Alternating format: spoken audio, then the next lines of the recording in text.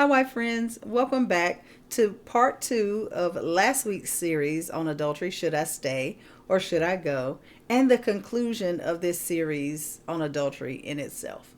I'm Deborah Cheek, founder of Believing Wives, and I'm hopeful that you are finding valuable information in this series and on this channel. Last week, we began a discussion of whether you should stay or go once you discover infidelity. We looked at what Jesus said about adultery and can you leave if you've been cheated on. And I encourage you to go back and check that video out if you haven't seen it.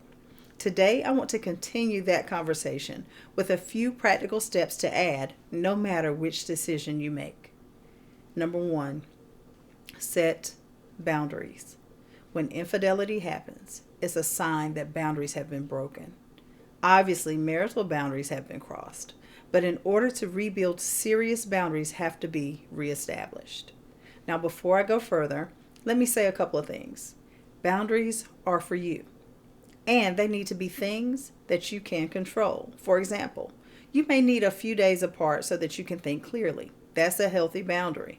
Establishing a boundary of one of you staying elsewhere is something that you can clearly identify and uphold. That's a boundary that you can establish for your mental and emotional health, and it could result in benefiting your spouse as well.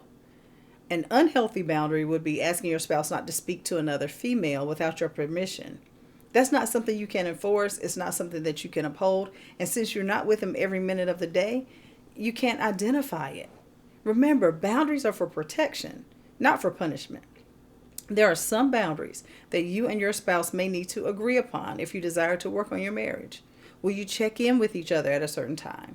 Will you exchange phone passwords? Consider what you will do to ensure that your relationship regains health. The last thing I'll say about boundaries is this: they've got to be enforced. I'm not talking about idle threats or ultimatums. I'm just encouraging you to establish a healthy boundary that you can identify when it's been crossed and that you can enforce to keep it secure. You need to determine how you will proceed if boundary lines are crossed. What's going to be reasonable? Why will you enforce this boundary? Those are the things that you need to consider when you're establishing healthy boundaries. Number two, take the time you need. I can't stress this enough. Take the time you need. The decisions you make after discovering infidelity are life-changing and long-lasting. They impact you, your spouse, your children, friends, and family members. You need time for this. These types of decisions can't be made rashly. In the days or weeks after discovering this type of act, you will find that your emotions are all over the place. In one moment, you want to physically harm your offender and never speak to them again. And in the next moment, you think you might want to make it work and you guys can overcome this. Take the time you need to allow your emotions to settle.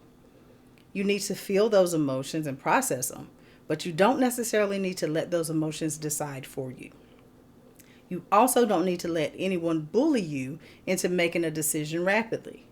Your well-meaning friends, family, or spouse may want you to decide what you want to do immediately. Do not give in to that pressure. You have to take the time that you need to process. You need to process it with God. You need to think it through. You need to allow space to hear what God has to say. You need to do these steps independently of anyone else. Take your time. And number three, address your fears.